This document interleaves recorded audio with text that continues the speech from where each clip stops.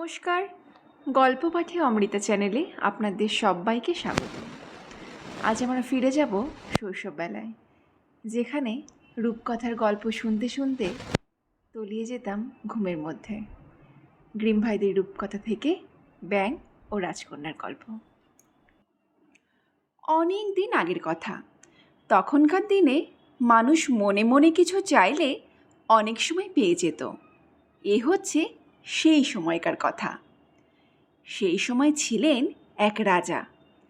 তার মেয়েরা ছিল সবাই সুন্দরী, কিন্তু ছোট মেয়েটি এতই সুন্দরী ছিল যে সূর্যদেব জগতের এত কিছু দেখেছেন, তিনি যখন মেয়েটির উপর তার কিরণ ছড়িয়ে দিতেন, তখন তিনিও অবাক হয়ে মেয়েটির দিকে তাকিয়ে থাকতেন। রাজপ্রাসাদের কাছে এক প্রকাণ্ড অন্ধকার উপবন ছিল, আর সেই উপবনে এক বুড়ো লিন্ডেন গাছের তলায় মাটি ফুঁড়ে বেরোতো এক ঝর্ণার কলকলে জল। যেদিন গরম পড়ত, ছোট রাজকন্যা প্রাসাদ থেকে বেরিয়ে বনের মধ্যে ঢুকে ঝর্ণার ঠান্ডা পাড় খেতে গিয়ে বসতেন। বসে থাকতে থাকতে যখন মনে হতো সময় আর কাটতে চাইছে না, তখন তিনি সোনার গোলা বার করে লোফালোফি খেলতেন। এই খেলাটি ছিল তার ভীষণ প্রিয়। একদিন হলো কি, রাজকন্যা যখন সোনার গোলা ছুঁড়ে খেলা করছেন, একবার হাত ফসকে গোলাটা মাটিতে পড়ল, আর গড়াতে গড়াতে একেবারে ঝর্ণার জলের মধ্যে। রাজকন্যা ঝর্ণার কাছে গিয়ে ঝুঁকে দেখলেন, এত গভীর তার জল যে তার তলায় দেখাই যায় না। গোলার শোকে রাজকন্যার চোখে জল এলো। সেইখানে বসে তিনি এমনই কাঁদতে লাগলেন যে মনে হলো কেউই তাকে সান্ত্বনা দিতে পারবে না। কাঁদছেন কাঁদছেন, কান্নার মাঝখানে তিনি শুনতে পেলেন কে যেন বলছে, কিসের কষ্ট তোমার রাজার কন্যে? তোমার চোখের জলে যে মনে হয় পাথরও গলে যাবে। রাজকন্যা মুখ ঘোরালেন দেখতে কোথা থেকে শব্দটা আসছে। তার চোখে পড়ল একটা ব্যাঙের বিশ্রী মাথা, জলের উপর দিয়ে সেটা উঁকি দিচ্ছে। আর কিছু দেখতে পেলেন না। তিনি বললেন, ও, তুমি বুঝি ব্যাঙ বুড়ো? শোনো ব্যাঙ বুড়ো, আমার সোনার গোলাটি জলের মধ্যে পড়ে গেছে, তাই কাঁদছি। ব্যাঙ বললে, পড়েছে তো হয়েছে কি, কেঁদো না, আমি তোমায় সাহায্য করব, কিন্তু বলো কি দেবে? যদি তোমার সোনার গোলা তুলে দিতে পারি তো বলো আমায় কি দিয়ে খুশি করবে। রাজকন্যা বললেন, যা তুমি চাও তাই দেব ব্যাঙ ভাই। আমার কাপড় চোপড়, আমার হিরে মুক্ত, চাই কি আমার মাথার সোনার মুকুটটিও দিতে পারি। ব্যাঙ বললে, তোমার কাপড়, তোমার হিরে মুক্ত, তোমার মাথার মুকুট নিয়ে আমি ব্যাঙ কী করব? কিন্তু তুমি যদি আমায় ভালোবেসে তোমার সঙ্গী করে নাও, তোমার খেলার সাথী করে নাও, যদি তোমার খাবার টেবিলে আমায় পাশে বসতে দাও, তোমার খাবার থালা থেকে, তোমার দুধের পেয়ালা থেকে আমায় খেতে দাও, আর তোমার বিছানায় তোমার পাশে শুতে দাও, এই সব যদি অঙ্গীকার করো, তাহলে আমি ঝর্ণার জলে ডুব দিয়ে তোমার হারানো গোলা তুলে আনতে পারি। রাজকন্যা বললেন, হ্যাঁ হ্যাঁ, আমি সব অঙ্গীকার করছি, যা চাও তাই দেব, শুধু যদি আমার গোলাটিকে উদ্ধার করে দাও। রাজকন্যা মনে মনে ভাবলেন, ভারী তো একটা ব্যাঙ, জলের মধ্যে থেকে গ্যাঙর গ্যাঙর করে অন্য ব্যাঙদের সঙ্গে গলা মিলিয়ে শুধু ডাকতেই পারে। কি আবার মানুষের খেলার সাথে হতে পারে নাকি? ব্যাঙ রাজকন্যার প্রতিজ্ঞা শোনা মাত্র এক ডুবে জলের তলায় চলে গেল, আর খানিক পরেই মুখে করে তুলে নিয়ে এলো সে গোলাটা। তারপর সেটাকে ছুঁড়ে ঝর্ণার বাইরে ঘাসের উপর ফেলে দিল। রাজকন্যার গোলা পেয়ে যা আনন্দ, তিনি সেটাকে লুফে নিয়ে ছুটতে ছুটতে রাজবাড়ির দিকে চলে গেলেন। ঝর্ণার মধ্যে থেকে ব্যাঙ চেঁচাতে লাগলো, দাঁড়াও রাজকন্যা, দাঁড়াও, আমাকে তুলে নিয়ে যাও, আমি কি তোমার মতো অত জোরে ছুটতে পারি? কিন্তু রাজকন্যা কানে নিলেন না সে চিৎকার। ব্যাঙের কথা তিনি তখন ভুলেই গেছেন। রাজপ্রাসাদের প্রবেশ করে আর কিছুই তার মনে রইল না।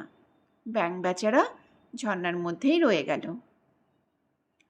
পরদিন রাজকন্যা যখন রাজা আর সভাসদদের সঙ্গে মস্ত টেবিলে তার সোনার থালা সামনে নিয়ে খেতে বসেছেন, সেই সময় রাজপ্রাসাদের শ্বেতপাথরের সিঁড়িতে শোনা গেল কি যেন থপ থপ করে উঠছে। তারপরে দরজায় ধাক্কা, আর কে যেন বলে উঠল, রাজার ছোট কন্যে, আমায় ভিতরে আসতে দাও। রাজকন্যা আসন ছেড়ে উঠে তাড়াতাড়ি দেখতে গেলেন কে। দরজা খুলে দেখেন দরজার বাইরে বসে রয়েছে ব্যাঙ। রাজকন্যা তাড়াতাড়ি দরজা বন্ধ করে দিয়ে নিজের জায়গায় ফিরে গিয়ে বসে পড়লেন। মনে মনে তার ভারী অস্বস্তি হতে লাগলো। রাজা লক্ষ্য করলেন, বললেন, কিসের এত ভয় মা? দরজার বাইরে কি তোমায় ধরে নিয়ে যাবার জন্য কোনো দৈত্য দাঁড়িয়ে আছে? রাজকন্যা বললেন, না বাবা, দৈত্য কেন হবে, একটা বিশ্রী ব্যাঙ। রাজা বললেন, ব্যাঙ কি চায়? রাজকন্যা বললেন, শুনুন বাবা, কাল যখন আমি ঝর্ণার ধারে বসে আমার সোনার গলা নিয়ে খেলা করছিলুম, হঠাৎ গোলাটা জলে পড়ে গিয়েছিল। আমার কান্না শুনে ব্যাঙ এসে আমার গোলা উদ্ধার করে দিল। আমি তাকে বললুম তাকে আমার খেলার সাথী করে নেব। তাই বলে সে যে ওর মধ্যে থেকে বেরিয়ে সত্যি আমার পিছনে পিছনে আসবে এ আমি ভাবতেই পারিনি। কিন্তু দাঁড়িয়ে রয়েছে ব্যাঙটা, আর ভিতরে ঢুকে আমার কাছে আসতে চাইছে। ঠিক সেই সময় আবার একবার দরজায় ধাক্কা শোনা গেল, আর কে যেন বললে, রাজার ছোট কন্যে, জলের ধারে যা বলেছ ভুললে কিসের জন্যে? রাজার ছোট কন্যে, দোয়ার খুলে নাও আমারে, ফেলো না নগণ্যে। রাজা শুনে গম্ভীরভাবে বললেন, রাজার মেয়ে যদি প্রতিজ্ঞা করে থাকে তা তার পালন করা কর্তব্য। যাও, দরজা খুলে ওকে নিয়ে এসো। কাজেই রাজকন্যা উঠে দরজা খুলে দিলেন, আর তার পিছনে পিছনে লাফাতে লাফাতে ব্যাঙ এসে রাজকন্যার আসন পর্যন্ত গেল। সেখানে এসে ব্যাঙ বললে, আমাকে তুলে তোমার পাশে বসাও। রাজকন্যা ইতস্তত করছিলেন, কিন্তু রাজার হুকুমে তাও করতে হলো।